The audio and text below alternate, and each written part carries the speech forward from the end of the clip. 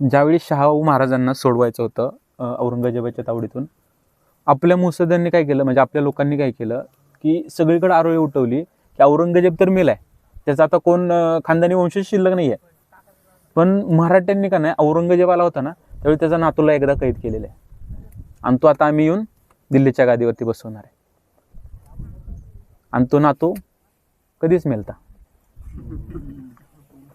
मग इथून वाजत गाजत हत्तीवरनी त्याला दिल्लीपर्यंत नेलेलं आहे.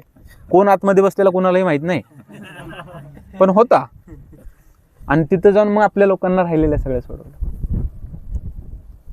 नीती कोणाची आहे? शिवाजी महाराजांची. पुढे आपल्या पिढ्यांनी चालवलीच ना. ज्यावेळी आग्रा प्रकरण झालं, राजपुतांना दाखवलं की मराठे कोण आहेत, काय आहेत शिवाजी महाराजांनी, तिथून शिवाजी महाराजांना एक व्यक्ती भेटायला आल्यानंतरच्या काळात तो येतो आणि शिवाजी महाराजांना सांगतो मला तुमच्या सैन्यात सामील व्हायचं आहे. तो व्यक्ती कोण माहित आहे?